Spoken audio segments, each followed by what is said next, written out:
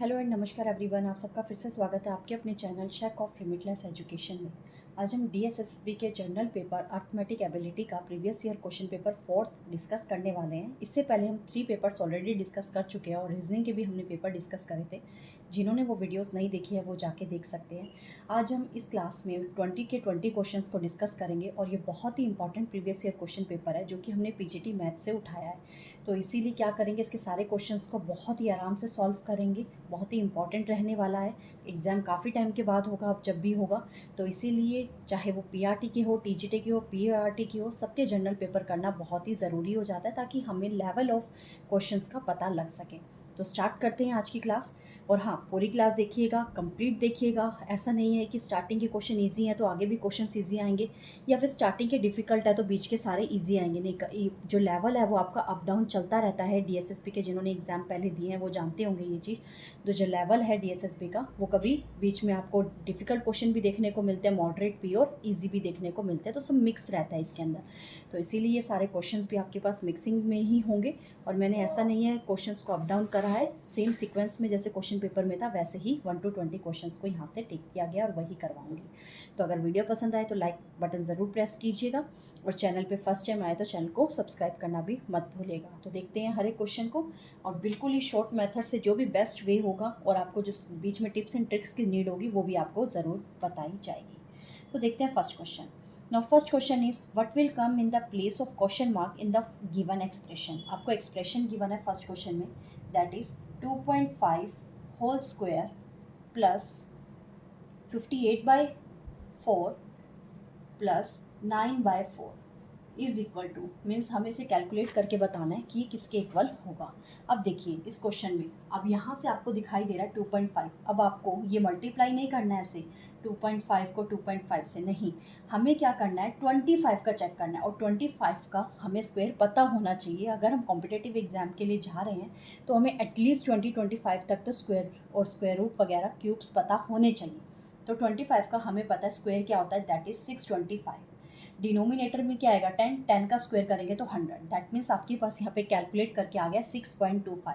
अब आपको कैलकुलेशन करने की नीड नहीं है, ये आपको पता होना ही चाहिए। 6.25 आ गया, ओके। अब यहाँ पे इसे आप कैलकुलेट करेंगे, इंडिविजुअल आप इन्हें डिवाइड नहीं करवाएंगे, इसे कट मत करवाइए। आप यहाँ पे देखेंगे हाँ ये कट हो सकता है तो कट करवा देंगे, मत करवाइए कट। इसका रीज़न क्या मैं आपको बताती हूँ। बिकॉज डिनोमिनेटर में क्या है 4 और 4 है, तो एलसीएम आपके पास 4 आएगा, बहुत ईजी रहेगा। तो न्यूमिनेटर को हम ऐड ऑन कर लेंगे तो हमारे पास यहाँ पे कैलकुलेशन ईजी हो जाएगी। तो ऐड ऑन करेंगे, डिनोमिनेटर में हमारे पास आ गया 4, यहाँ बचेगा 58 plus 9 which is equal to 67। Okay. अब ये डेसिमल में है, इसको भी डिवाइड कर लेते हैं, डेसिमल में ले आएंगे। जब आप इसे डिवाइड करवाएंगे तो आपके पास वैल्यू आ जाएगी 16.75। अब देखिए कैसे ऐड ऑन होगा, पहले डेसिमल से पहले वाले नंबर्स को ऐड ऑन कर लीजिए। 16 plus 6 which is equal to 22. Now 0.25 and 0.75 will be 1, complete 1 हो जाएगा, तो 22 plus 1 will be 23। तो आपके पास जो आंसर आ चुका है दैट इज 23। इसको कैलकुलेट करने पर आपके पास आंसर आएगा 23। इस क्वेश्चन को सब बच्चे कर लेंगे, 99% कैंडिडेट्स इस क्वेश्चन को अटैम्प्ट कर लेंगे और आंसर भी करेक्ट आएगा। बट एग्जाम में वही विन करेगा जो इस क्वेश्चन को स्मार्टली कैलकुलेट करेगा और कैलकुलेशन को जितना कम और जितना ईजी वो बना सकता है, वही इस क्वेश्चन को जल्दी से जल्दी अटैम्प्ट करके और उस टाइम को आगे यूज़ करेगा। Okay, now come to the next second question. Again, what appropriate value should come in place of question mark in the following question and you are not expected to calculate the exact value. Okay, exact value हमें नहीं करनी है, but हमें ये क्या solve करना है। अब ऑप्शंस में हमारे पास 16, 30, 18, 20 दे रखा है, एग्जैक्ट में ही दे रखा है, तो हम इसी तरीके से सॉल्व करेंगे। तो देखिए सेकेंड क्वेश्चन में आपको क्या बोल रहा है, स्क्वायर रूट ऑफ 225। तो पता होना चाहिए स्क्वायर रूट 225 किसका होता है, स्क्वायर होता है 15 का, तो स्क्वायर से रूट कैंसिल आउट हो जाता है, तो हम क्या बोलते हैं, हमारा आंसर आ गया 15 इंटू क्वेश्चन मार्क, उसको मैंने लिख लिया x, ओके, प्लस 1700। डिवाइड का साइन बना हुआ है, डिवाइड का साइन मतलब डिनोमिनेटर में आ जाएगा 8.5, पॉइंट हटा के मैं यहाँ 0 लगा रही हूँ। साथ के साथ जैसे जैसे आपके पास स्टेटमेंट में दे रखा है यहाँ पे, वही आप एक बार ये नहीं कि एज इट इज़ पहले उतारो फिर उसको नेक्स्ट लाइन में कैलकुलेट करो, नहीं, वहीं से आपको जो चीज़ें आप देख के कैलकुलेट कर सकते हैं उसे यहाँ पे लिखते जाइए। इतना हम कर सकते थे कैलकुलेट, तो हमने कर लिया।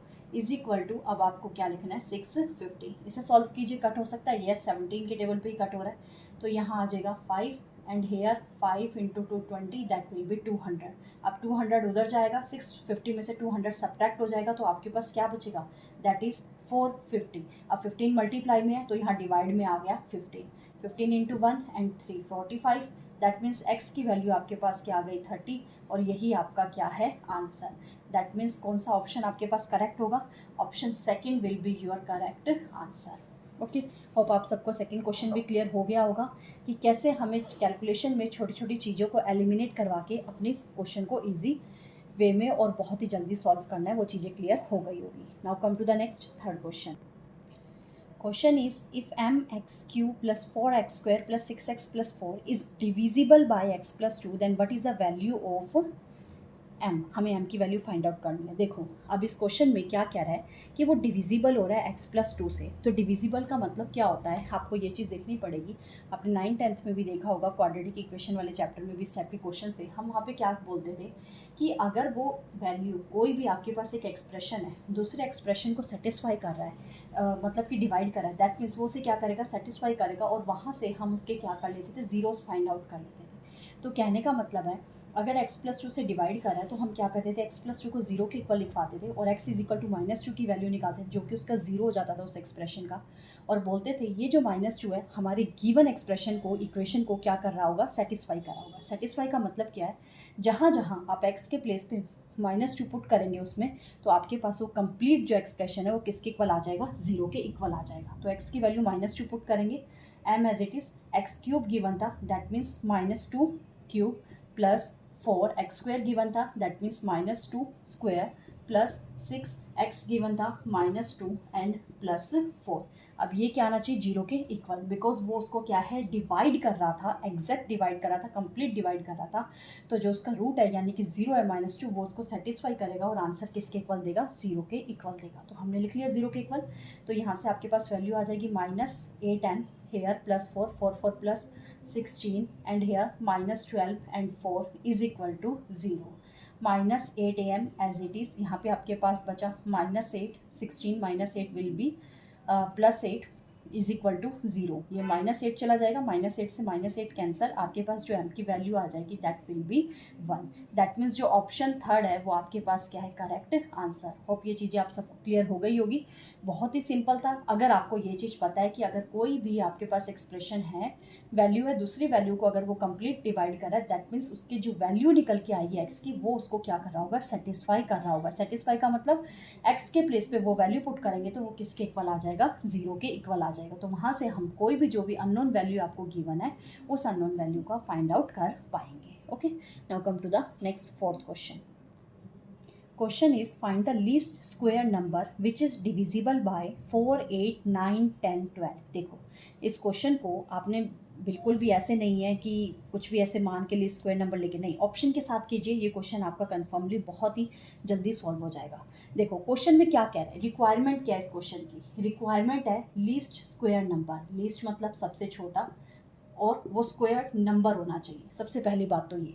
अब क्वेश्चन में चेक करो, ऑप्शंस आपको क्या गिवन है, 1024, 900, 3600 एंड 1440, 1440। ओके, अब देखो कह रहा है कि वो स्क्वायर नंबर होना चाहिए, सबसे पहली बात तो। अब चेकआउट कीजिए इनमें से कौन कौन से स्क्वायर हैं।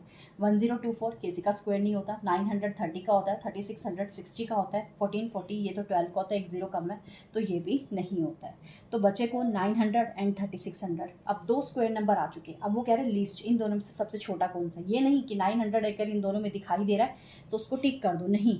इसके बाद लीस्ट स्क्वायर नंबर के बाद भी कंडीशन गिवन थी, विच इज़ डिविजिबल बाय, जो कि नंबर डिविजिबल हो जाए किससे, 4 से भी, 9 से भी, 8 से भी, 10 से भी और 12 से भी। अब चेक करना है क्या 900 डिवाइड हो रहा है इन सब से, 4 से डिवाइड हो रहा है या नहीं, 9 से हो रहा है या नहीं, 8 से आप देख सकते हैं 8 से डिवाइड ये नहीं होगा, 8 से नहीं हो रहा है, 10 से हो रहा है। तो अब इस तरीके से आप फाइंड आउट कर लेंगे। 3600 को भी इन सबसे डिवाइड करवा के देखेंगे तो आपके पास जो आंसर आ जाएगा दैट इज़ 3600, कि ये जो नंबर है 3600 यही ऐसा लीस्ट स्क्वायर नंबर है आउट ऑफ दिस 4 जो कि 4, 9, 8, 10, 12 से डिवाइड हो रहा है। तो आपके पास आंसर आ जाएगा ऑप्शन थर्ड। याद रखिए इस टाइप के क्वेश्चन ऑप्शन से करना ही बेस्ट वे है।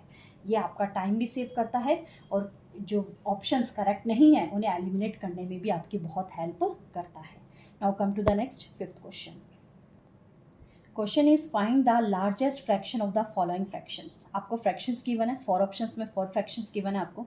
हमें बताना है इसमें से कौन सा लार्जेस्ट फ्रैक्शन है. देखो क्या वे क्या होता है इस टाइप के क्वेश्चन को करने का. छोटी क्लासेस में हमने करे थे इस टाइप के क्वेश्चन. देखो क्या चीज़ है, दोबारा बता रही हूँ. 6/35 first fraction is given, second is 19/98, third fraction is 13/69 and fourth fraction is 21/113. आपके पास ये फ्रैक्शंस गिवन है. ओके, अब चेकआउट आपको कैसे करना है. यहाँ पे ना आपके पास न्यूमिनेटर सेम है ना ही डिनोमिनेटर सेम है. तो आपको क्या करना है, ये चीज़ ध्यान से देखिएगा. जो बेस्ट यहाँ पे आपके पास टिप और ट्रिक बोल सकते हैं आप जो रहने वाली है वो क्या चीज़ है. देखो क्या कीजिए, डिनोमिनेटर में डिवाइड करवाइए. 6 तो एज इट इज़ रहेगा. यहाँ पे मतलब आपको माइंड में करवाना है. 35 डिवाइड 6, यहाँ पे क्या करवाएंगे 98 डिवाइड 19, यहाँ क्या करवाएंगे 69/13 एंड हेयर 113/21. ओके, जब आप यहाँ पे 6 बाय अगर आप यहीं से डिवाइड करवाने लगते हैं 6/35 तो आपको 0 पॉइंट समथिंग लेके करना पड़ता है. ओके, जब आप 0 पॉइंट समथिंग लेके करते हैं तो कहीं ना कहीं अगर आप इस कैलकुलेशन में फास्ट हैं, गुड है, तो आप ऐसे कर लीजिए, कोई इशू नहीं है.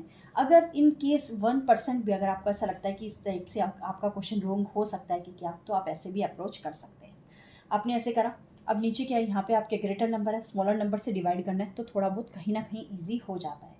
जब आप यहाँ पे डिवाइड करवाएंगे तो आपके पास यहाँ पे जो वैल्यू आएगी that will be 5.83 and here 5.16 and here 5.3 and next 5.38. Okay, यहाँ पे आपके पास वैल्यू आ चुकी है. अब ये 6 तो बाई में चला गया था ना, तो यहाँ आपके पास क्या बच गया, 1 रिमेनिंग रह गया.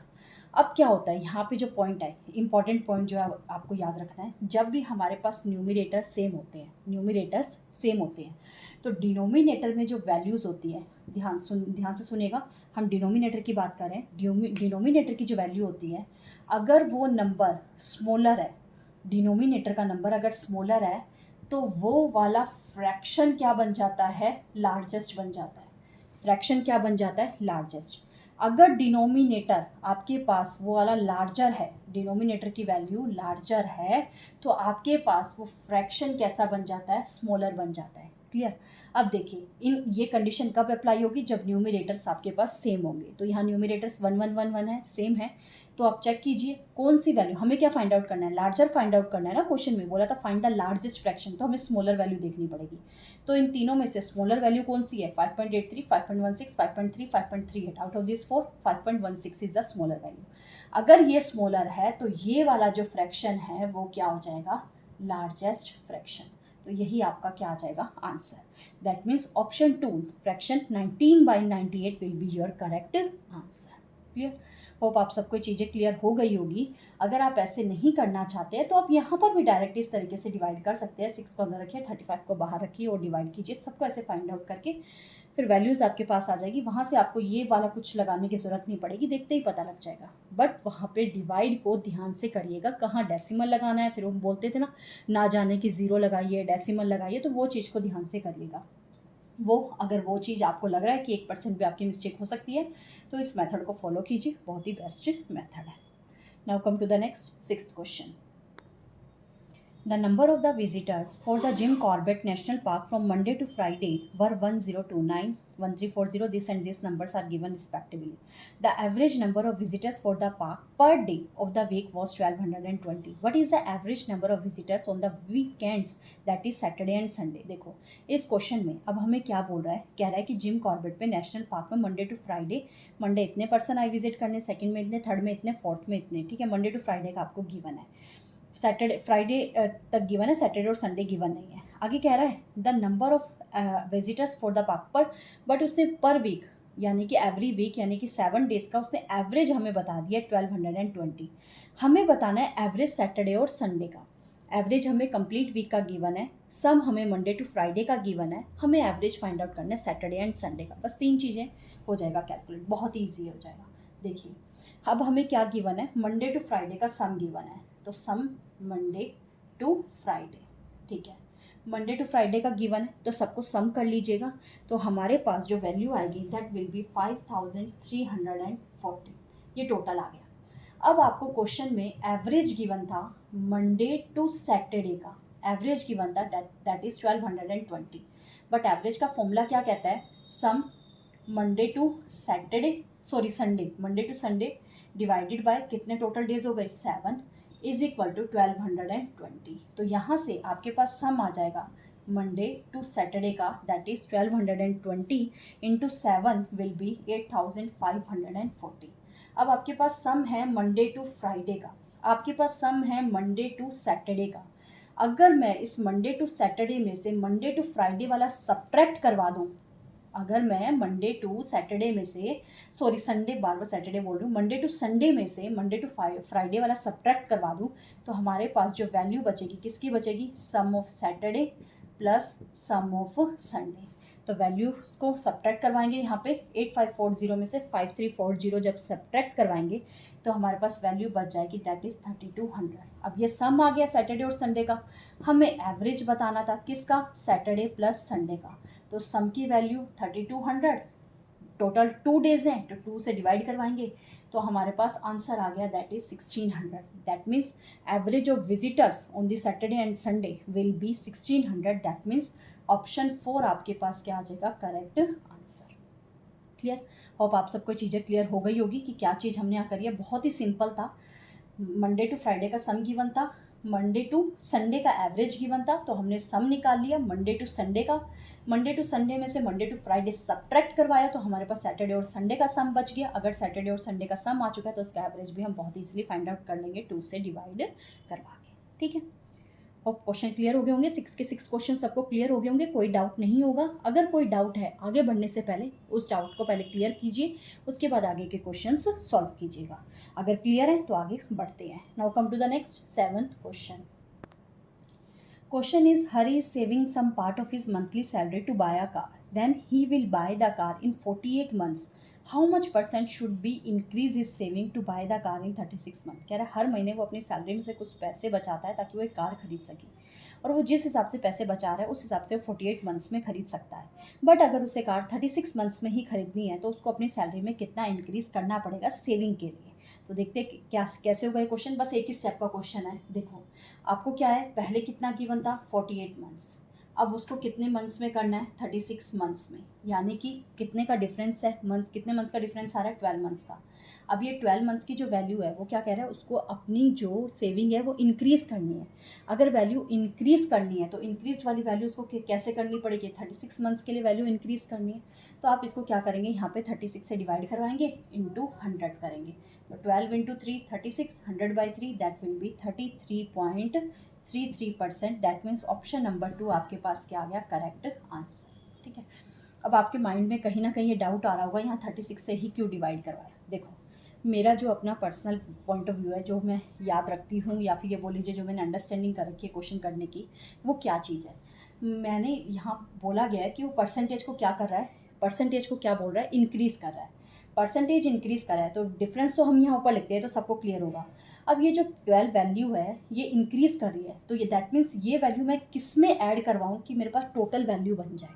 तो हमेशा वो वैल्यू फिर 36 में ऐड होएगी ना, इंक्रीज बोल रहा था ना, तो दैट मीन्स वो 12 क्या होगा, ऐड होगा। तो ये 12 ऐड होगा 36 में, तभी तो 48 मंथ्स बनेगा। तो इसीलिए मैं ये चीज़ याद रखती हूँ, अगर वहाँ पे इंक्रीज वाली वैल्यू आ रही है दैट मीन्स मुझे वो चीज़ क्या करवानी है, ऐड करवानी है। ऐड करवाने पर मेरे पास किस में ऐड करवाया जाए वो वैल्यू की 48 मंथ्स हो जाए, 36 में ऐड ऑन होगा। तो 12 + 36 विल बी 48, इसीलिए इस चीज़ को हमने ऐसे लिखा 12/36 into 100 that is 33.33%। 33.33% will be your answer and that means option number 2 is the correct answer। बहुत ही सिंपल क्वेश्चन था, बस कॉमन मिस्टेक यही होती है, इस चीज़ को ध्यान रखिएगा। Now next 8th question. Question is, in a town 40% of male population and 30% of female population are married. Assuming that one man marries one woman and vice versa, find the percentage of total population who are married। देखो question में हमें कह रहा है 40% of male population का 40% और female population का 30% हमें क्या कह रहा है, मैरिड है। अगर वन मैन एक ही वुमेन से मैरिज कर रहा है दैट मीन्स एक मैन की मोनोगैमी नहीं है, एक तरीके मोनोगैमी है, इधर पॉलीगैमी नहीं है। तो यहाँ पे हमें फाइंड आउट करना है percentage of total population who are married. Total population find out करनी है जो कि मैरिड है। देखो इस टाइप के क्वेश्चन को आप कैसे सॉल्व करेंगे, बहुत ध्यान से समझना, इंपॉर्टेंट क्वेश्चन टाइप का ये क्वेश्चन है। इस टाइप का जो ये एक तरीके से आप देखेंगे ये कौन से चैप्टर का बोलेंगे आप इसे, परसेंटेज का बोलेंगे, क्या बोलेंगे आप इसे, जाएगा तो परसेंटेज चैप्टर में ही, बट थोड़ा सा यहाँ पे ना अंडरस्टैंडिंग टाइप का है, एक लॉजिक लगाना पड़ेगा आपको, तभी ये क्वेश्चन सॉल्व होगा। तो देखो किस टाइप से है, परसेंटेज के किसी भी पर्टिकुलर टाइप में आप ये क्वेश्चन को फिट नहीं कर सकते कि हाँ ये वाला क्वेश्चन उस प्राइस एंड कंजप्शन वाले का, ये वाला क्वेश्चन एक्सपेंडिचर वाले का, ऐसा कुछ भी नहीं है। ये क्वेश्चन परसेंटेज, इसमें एक पॉइंट यूज़ हो रहा है कि परसेंटेज में वैल्यू बताइए, बट ये क्वेश्चन है तो लॉजिकली बेस्ड ही। तो देखो समझो, कह रहा है 40% of male population, 40% of male population married है, ओके। नेक्स्ट कह रहा है 30% ऑफ फीमेल पॉपुलेशन मैरिड है। अब अगर मैं यहाँ पे टोटल पॉपुलेशन यहाँ पे लेट कर लेती हूँ कि 100 है, तो मेल को 20 देना है, फीमेल यहाँ पे 80 लिखना है, यहाँ 30 लिखना है, यहाँ 70 लिखना है, यहाँ पे 90 लिखना है, वहाँ पे 10 लिखना है। ये चीज़ तो कंफर्म ही नहीं है कि कितने मेल और कितने फीमेल है, बट ये गिवन है कि मेल का 40% मैरिड है। अब ये गिवन नहीं है कि मेल कितने फीमेल कितने, तो आप बोलेंगे कि ये लेट कर लीजिए, मेल 100 है, फीमेल भी 100 है। जब दोनों ही चीज़ हम लेट कर लेंगे तो आगे जाके हम फिर फाइंड आउट किसको करेंगे, मेल को या फीमेल को, तो वहाँ पे डिफिकल्टी आती है। आप चाहे ट्राई करके देख लीजिएगा। तो इस क्वेश्चन को करेंगे कैसे, ध्यान से समझिए। तो मैंने क्या करा, सिर्फ अभी जो क्वेश्चन में गिवन था वही लिखा, 40% of male married and 30% of the female population is married, okay. इसे सॉल्व करेंगे तो हमारे पास वैल्यू आ जाएगी 4/10 of m, that means 0.4 m, और यहाँ आपके पास वैल्यू आ जाएगी 0.3 f, यानी कि 0.4 मैरिड है एंड 0.3 मैरिड फीमेल मैरिड है। अब अगर ये दोनों मैरिड है और वो क्या कह रहा था, 1 मैन 1 वीमेन से ही मैरिज कर रहा है, तो ये दोनों वैल्यूज़ क्या हो जाएगी, इक्वल हो जाएगी, कि जितने यहाँ मैरिड है उतने वहीं तो मैरिड होंगे, तो ये दोनों वैल्यूज़ क्या हो गई, इक्वल हो गई। तो मैं यहाँ क्या करूँगी, मेल और फीमेल का रेशियो निकालूंगी। तो मेल और फीमेल का रेशियो आपके पास यहाँ आ जाएगा 3/4, यानी कि मेल का 3 पार्ट और फीमेल का 4 पार्ट क्या है यहाँ पे मैरिड है, ठीक है। मेल का 3 पार्ट मैरिड है और फीमेल का 4 पार्ट मैरिड है। किसका 3 पार्ट और 4 पार्ट, टोटल मेल और फीमेल पॉपुलेशन का। मेल का 3 पार्ट मैरिड है और फीमेल का 4 पार्ट मैरिड है। तो मैं यहाँ से अब लेट कर लेती हूँ कि जो मेल है दैट इज 30 पॉपुलेशन, और जो फीमेल है, पॉपुलेशन की बात कर रही हूँ ये मैं, मैरिड की बात नहीं कर रही, जो टोटल पॉपुलेशन है, मेल का मैंने 30 लेट कर लिया और फीमेल का मैंने 40 लेट कर लिया, जस्ट 10 से मल्टीप्लाई करवाया। आप 100 से भी करवा लीजिएगा, आंसर तब भी आपका आ जाएगा। Male 30 and female 40, clear. वहीं चलते हैं जहाँ से हमने क्वेश्चन को स्टार्ट किया था। क्वेश्चन में क्या करा था, 40% ऑफ मेल पॉपुलेशन। अब हमारे पास तो मेल पॉपुलेशन आ चुकी है 30 और फीमेल पॉपुलेशन भी आ चुकी है 40, तो अब उनका मैरिड पॉपुलेशन हम फाइंड आउट कर सकते हैं। तो देखो, मैरिड पॉपुलेशन ऑफ मेल अगर फाइंड आउट करनी हो हमें, अब जैसे कि हमें क्वेश्चन में गिवन था कि पॉपुलेशन का 40% मैरिड है मेल पॉपुलेशन का, तो फाइंड आउट करेंगे 40% ऑफ 30, तो यहाँ से 2 जीरोस कैंसिल, तो आपके पास आ गया 12। ये मैरिड वाले की बात हो रही है। सेम ऐसे फीमेल का हमारे पास ये यस 40%, यहाँ पे हमें गिवन था 30%, तो 30/100 इंटू 40, अगेन 2 जीरोस कैंसिल, तो आपके पास आ गया 12। आप देख सकते हैं 12 मेल मैरिड है तो 12 फीमेल ही मैरिड है, बिकॉज 1 इक्वल मैरिड था, और हमने यहाँ भी बताया था कि दोनों इक्वल है, यहाँ भी दोनों क्या है, इक्वल ही आ रहे हैं। अब हमें बताना है टोटल मैरिड पॉपुलेशन का परसेंटेज ऑफ मैरिड पॉपुलेशन। अब टोटल कितने मैरिड हैं, 12 + 12 24, आउट ऑफ कितनी पॉपुलेशन है टोटल, 30 मेल है, फीमेल 40 है, दैट मीन्स 70 इंटू 100, तो 24 इंटू 100 बाय हमें क्या करना है 70, you will get the answer 34.28% answer. That means option number 2 will be your correct answer. Hope आप सबको ये सारी चीज़ें क्लियर हो गई होगी। अगर आप स्टार्टिंग में टोटल पॉपुलेशन 100 लेट करते हैं तब भी आपका आंसर कॉम्प्लिकेटेड हो जाएगा। अगर आप मेल को 100 लेट करते हैं और फीमेल को यहाँ 100 लेट करके करें तब भी आपका क्वेश्चन कॉम्प्लिकेटेड हो जाएगा। तो हमने क्या करा, और ऐसी कोई भी वैल्यू लेंगे, या फिर मैं यहाँ 50 ले लेती हूँ या 70 लेके कैलकुलेट कर लेती हूँ, कोई भी अगर ऐसी वैल्यू लेके कैलकुलेट करेंगे तो कहीं ना कहीं आपका क्वेश्चन सॉल्व तो ज़रूर होगा बट थोड़ा सा कॉम्प्लिकेटेड हो जाएगा कैलकुलेशन में। इससे हम क्या लेट करें उस चीज़ को हमने रेशियो के मेथड से यहाँ पे जाके कंक्लूजन पे पहुँच गए हैं कि मेल को अगर 30 और फीमेल को जब आप 40 लेट करेंगे तो आपका आंसर कन्फर्मली आ जाएगा। ठीक है, now come to the next 9th question. Question is the profit earned on selling a bike for rupees 66,750 is same as the loss incurred on selling the bike for rupees this. Find the cost price of the bike. इस type का question मैंने आपको I think last second video होगी आपके पास profit and loss की, आप playlist में check कर सकते हैं। वहाँ पे इस टाइप के क्वेश्चन का मैंने आपको ट्रिक बताया था। क्या चीज़ थी, पहले मैं आपको जनरल मेथड बताती हूँ कि कैसे क्वेश्चन सॉल्व होगा। एक कॉस्ट प्राइस होता है, एक सेलिंग प्राइस होता है, एक प्रॉफिट होता है। एक कॉस्ट प्राइस होता है, एक सेलिंग प्राइस होता है और एक लॉस होता है। जब प्रॉफिट की बात करेंगे तब हमारे पास फॉर्मूला होता है selling price minus cost price, और जब लॉस की बात करते हैं तो हमारे पास फॉर्मूला आता है cost price minus selling price. अब क्वेश्चन में कह रहा है प्रॉफिट और लॉस इक्वल है, तो हम बोल सकते हैं selling price minus cost price will be equal to cost price minus selling price. अब सेलिंग प्राइस तो डिफरेंट है, कॉस्ट प्राइस सेम होते हैं, तो यहाँ पे आपके पास क्या आ जाएगा, CP को एक साइड ले जाते हैं, SP को एक साइड ले आते हैं, तो यहाँ बन जाएगा आपके पास 2CP will be SP1 plus SP2। 2 से यहाँ रिमूव करेंगे तो यहाँ डिवाइड में आ गया। दैट मीन्स कॉस्ट प्राइस की वैल्यू आ गया आपके पास selling price first plus second by 2। That means आपके पास एक फॉर्मूला बनाया है, और ये फॉर्मूला कब होता है, जब आपके पास सेम कॉस्ट प्राइस पे 2 डिफरेंट सेलिंग प्राइस गिवन हो, और एक पे प्रॉफिट हो रहा हो और एक पे लॉस हो रहा हो, और दोनों की जो अमाउंट वैल्यू है प्रॉफिट और लॉस की वो इक्वल हो, तब आपको क्या करना है, ये वाला फॉर्मूला लगाना है। तो आप डायरेक्ट ये वाला फॉर्मूला आप अप्लाई कीजिए, और इसको याद रखिएगा, फॉर्मूला जब आप डायरेक्ट अप्लाई करवाएंगे, दोनों सेलिंग प्राइस को ऐड ऑन करवाएंगे और 2 से डिवाइड करवाएंगे, तो आपके पास जो आंसर आ जाएगा दैट विल बी 55,000 5,50,000 3 zeros ना। यस, तो आपके पास ये आंसर आ जाएगा। That means option number A आपके पास क्या आ जाएगा आंसर। क्लियर, 55,000 आपके पास क्या आ चुका है आंसर। होप ये सारी चीज़ें आप सबको क्लियर हो गई होगी कि ये फॉर्मूला कैसे डिराइव हुआ है। मैं आपको डायरेक्ट ये फॉर्मूला भी बता सकती थी, बट कैसे आया वो याद रखना ज़्यादा ज़रूरी था। ठीक है, now come to the next 10th question. 10th question is A and B started a business together with initial investment of rupees 3,200 and 4,800 respectively. After 3 months, C joined them with an investment of rupees 4,000. If after a year they received a total profit of rupees 4,950, then find the profit share of the B. देखो ये जो question है हमारे पास, ये partnership type का question होता है। इस टाइप के क्वेश्चन को करने की ट्रिक क्या है मैं आपको वो समझा रही हूँ। देखो ध्यान से, टोटल 3 पर्सन है जो कि इन्वेस्ट करें बिजनेस में, A, B एंड C।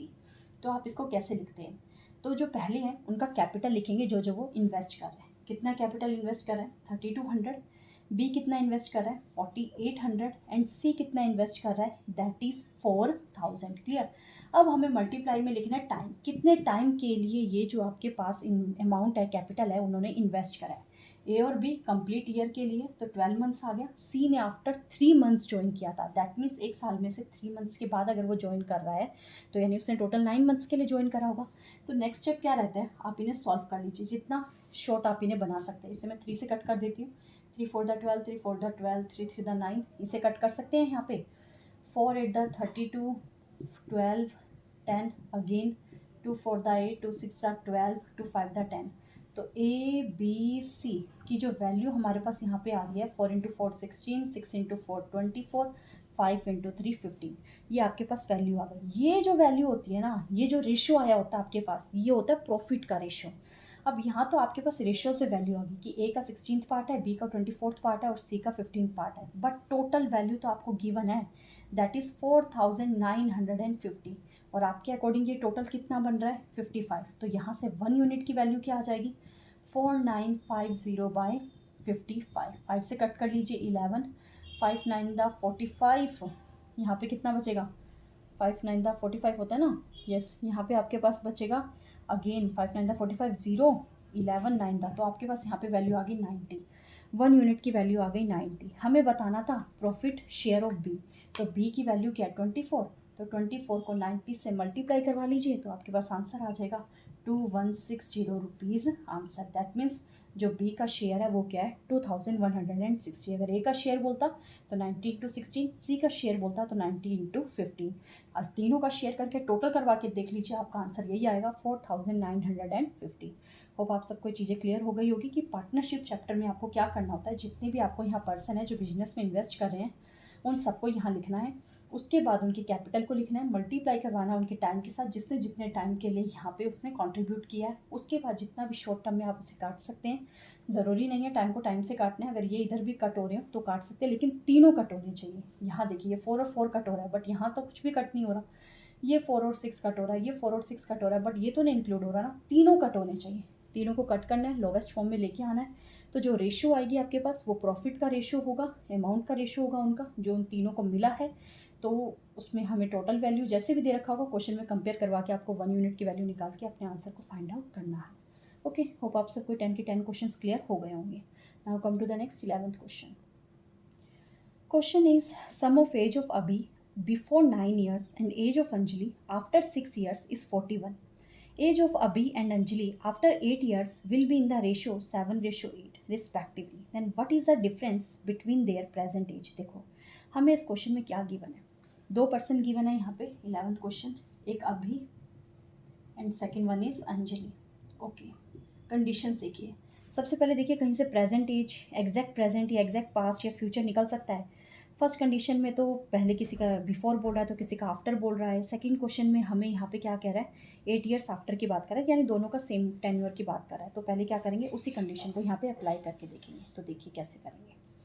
कह रहा है एज ऑफ अभी एंड अंजलि आफ्टर 8 ईयर्स, यानी कि फ्यूचर की बात कर रहा है 8 ईयर्स आफ्टर की, और उनका रेशियो क्या दे रखा है, दैट इज 7:8। ठीक है, अगर मैं इसको ऐसे लिखना चाहूँ 7x और 8x लिख सकती हूँ कि उनकी जो फ्यूचर वाली एज है वो क्या होगी 7x एंड 8x फ्यूचर।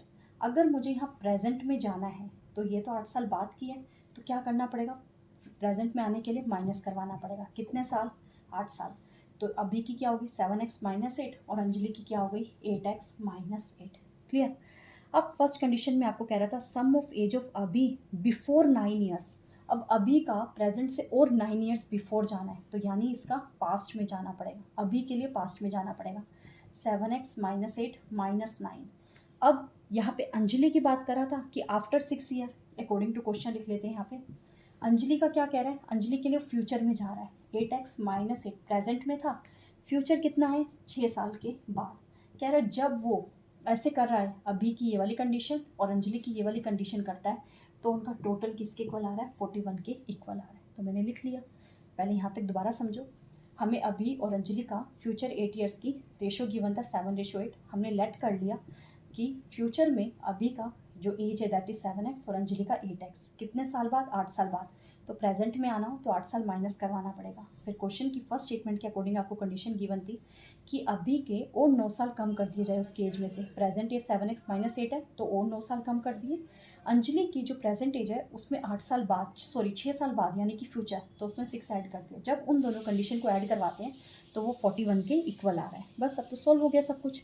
तो अब ये सब सॉल्व करेंगे, इक्वेशन सॉल्व करेंगे। आपके लिए होमवर्क है, खुद सॉल्व कीजिएगा, बहुत ही सिंपल है। तो यहाँ से सॉल्व करवा के जो आपके पास x की वैल्यू आ जाएगी दैट इज़ 4। x की वैल्यू आ गई 4।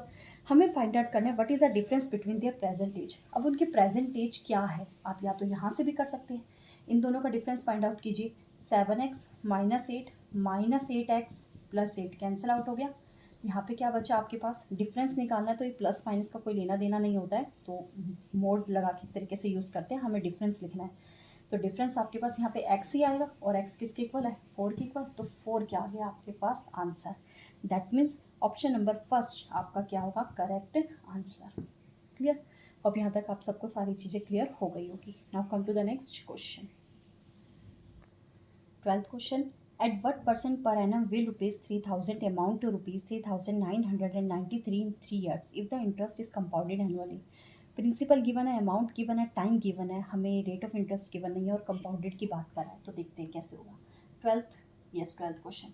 तो सिंपल एक फॉर्मूला होता है हमारे पास कंपाउंड इंटरेस्ट में, amount is equal to principal 1 + r/100 raise to the power time. अब अमाउंट यहाँ गिवन है 3993, प्रिंसिपल हमें गिवन है 3000। इसको ऐसे ही लिख लेते हैं। यहाँ आपको गिवन है 1/r/100, टाइम गिवन है आपको 3 इसे सॉल्व कीजिए। 100, यहाँ सॉल्व करेंगे 1331। तो ये किसका क्यूब बन रहा है, ये 11 का, ये 10 का, दैट मीन्स 1.1 आ गया। 1.1 का क्यूब बोल सकते हैं हम, इसे बोल सकते हैं ना 1.1 का क्यूब। तो यहाँ लिखेंगे 1/r/100 का, यहाँ पे आ गया क्यूब। क्यूब से क्यूब कंपेयर कैंसल, तो 1.1 किसके इक्वल हो गया 1 + r/100। 1 को इधर ले आएंगे, माइनस करवाएंगे, 0.1 r/100 बाई 10 बनेगा, पॉइंट हटाएंगे तो 10 से 10 कैंसल, तो 10 उधर चला गया।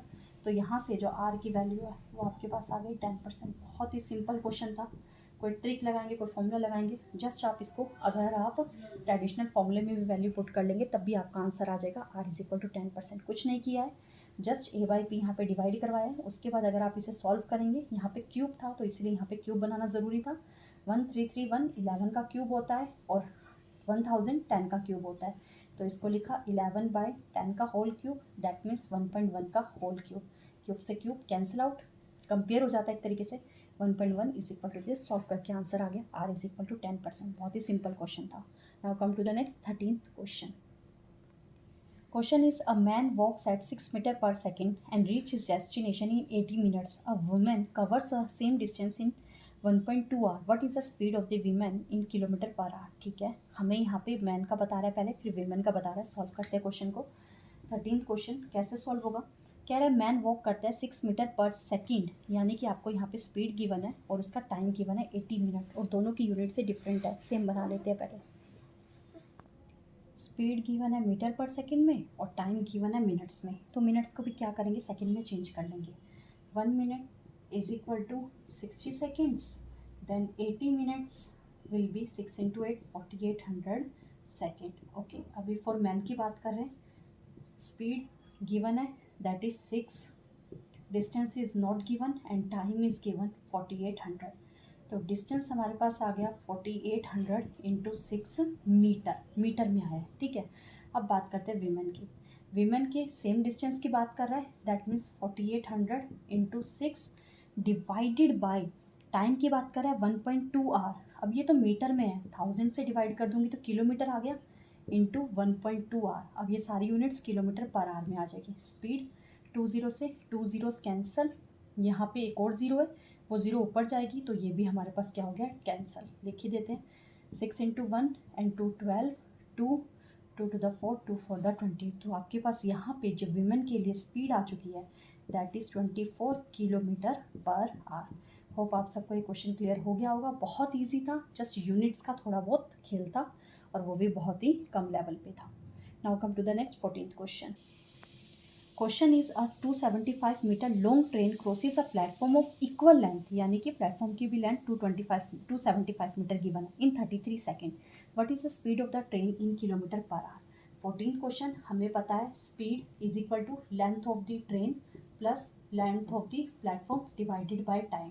अब स्पीड हमें ट्रेन की यहाँ गिवन नहीं है, वो फाइंड आउट करनी है। लेंथ गिवन है 270, दोनों की सेम है, तो 275 plus 275 divided by time.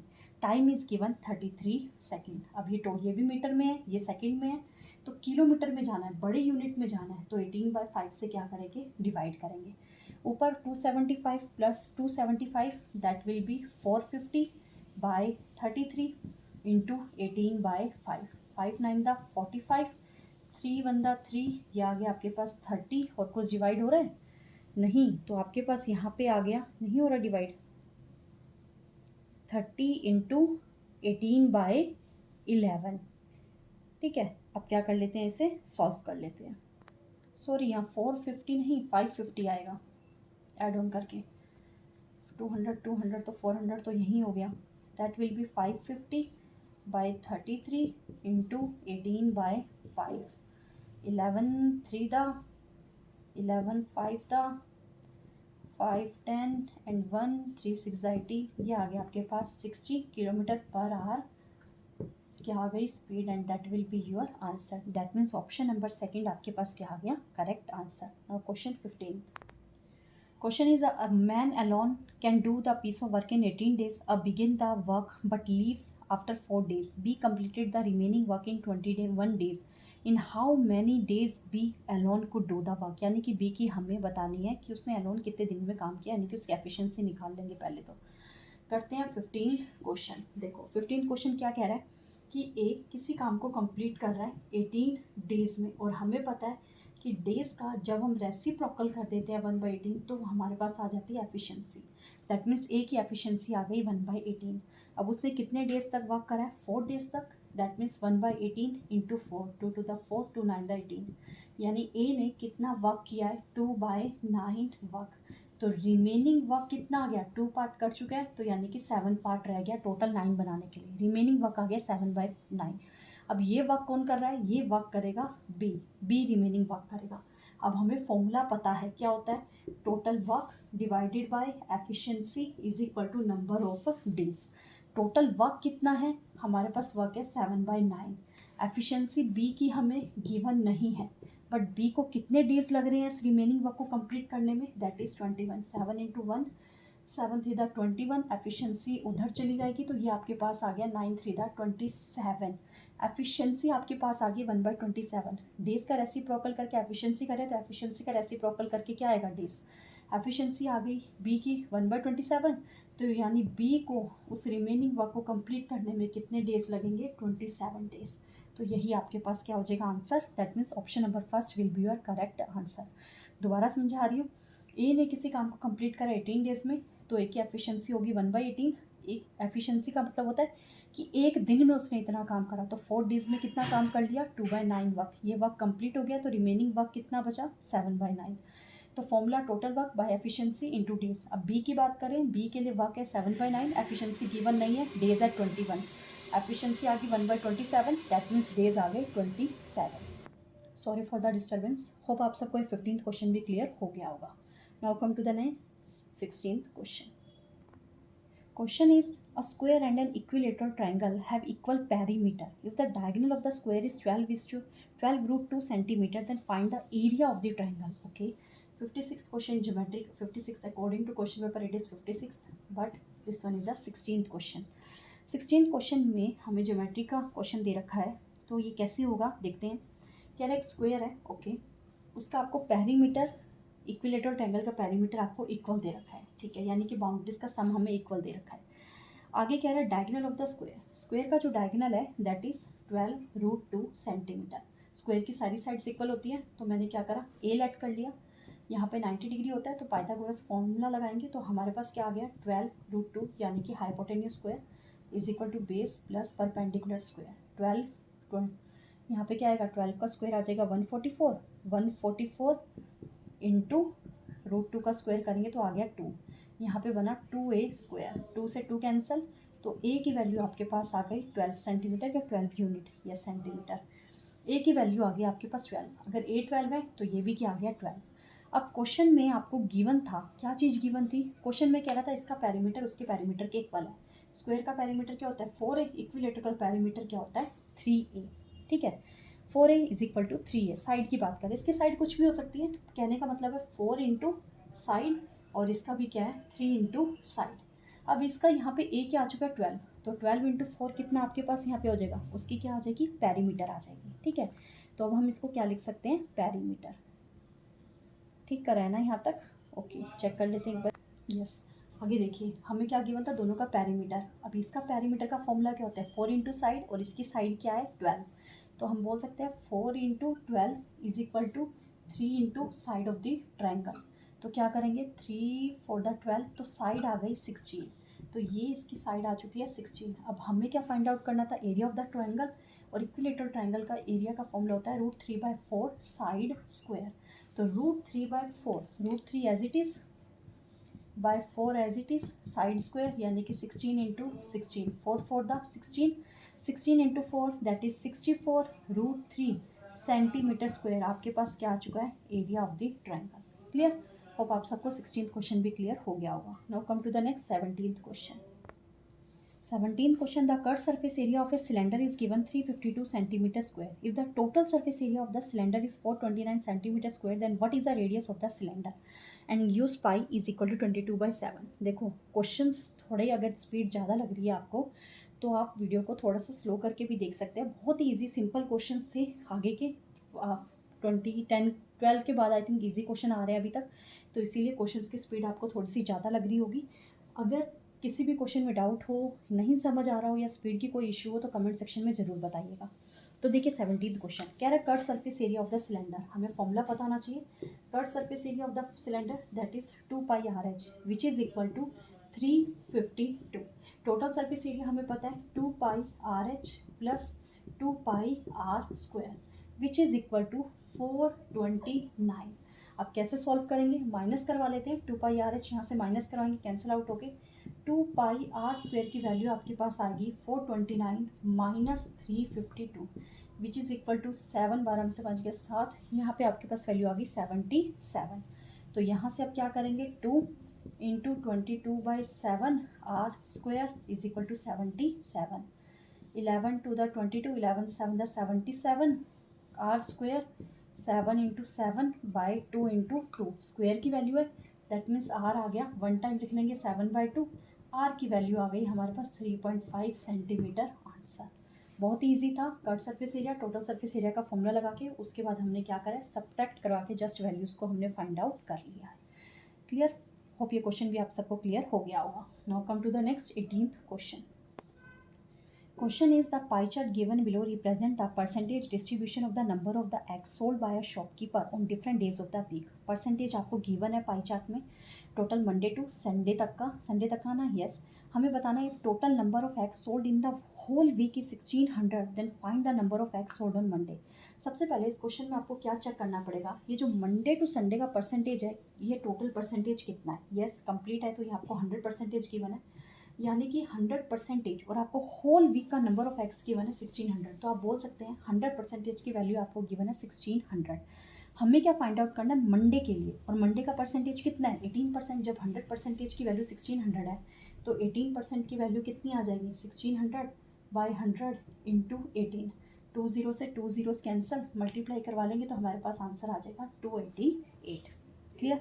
Now question number 19th question भी ऐसा ही है, कह रहा है total number of eggs sold in the week is 1300, then find the difference between the number of eggs sold on Friday and the sold on Sunday. Okay, 19th question again 100% की value हमें दे रखी है 1300, difference की बात कर रहा है Friday और संडे का, तो फ्राइडे को हमें वैल्यू दे रखी है 15 और संडे की वैल्यू दे रखी है 11, तो डिफरेंस परसेंटेज आ गया 4%, तो 1300/100 इंटू 4, 2 0 से 2 0 कैंसिल, तो आपके पास आंसर आ गया 52।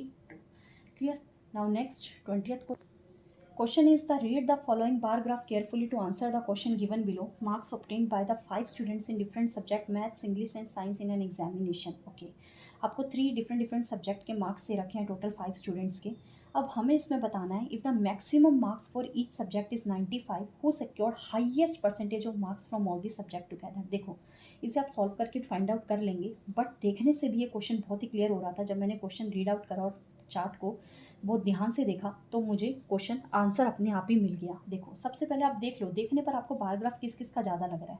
मुझे यहाँ पे अमित और रमेश का ज़्यादा दिखाई दे रहा है, बाकी 78, 44, 68 किस तीनों की जो बार ग्राफ है बहुत ही लो दिखाई दे रहा है, अमित और रमेश का दिखाई दे रहा है। तो मैंने कंपेयर करना स्टार्ट कर दिया। ठीक है, अमित का मैथ्स में क्या है, यहाँ पे 90 है और रमेश का कितना है, 92 है, तो यानी कि 2 यूनिट्स का डिफरेंस है। बट आगे क्या हो जाता है, अमित का 88 हो रहा है और रमेश का 64 हो रहा है। ये जो डिफरेंस है कितना ज़्यादा कम हो गया, और वो जो 2 डिफरेंस इसका अमित का कम था वो भी कवर अप करके वो आगे बढ़ चुका है। फिर थर्ड में वापस से अमित का ज़्यादा और रमेश का कम है, तो क्लियर हो रहा था यहाँ पे कि किसके यहाँ पे मार्क्स ज़्यादा है, अमित के। तो विनर कौन हुआ, अमित, और आंसर क्या हुआ, Amit. That means option number 3 किया आपका करेक्ट आंसर।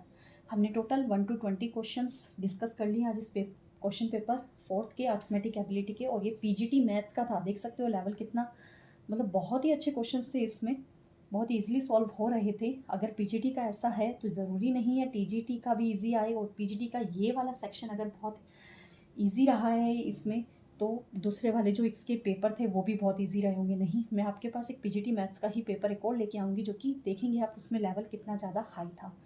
तो हाँ, आज हमने सारे क्वेश्चन डिस्कस कर लिए हैं 1 to 20 क्वेश्चन पेपर 4th के।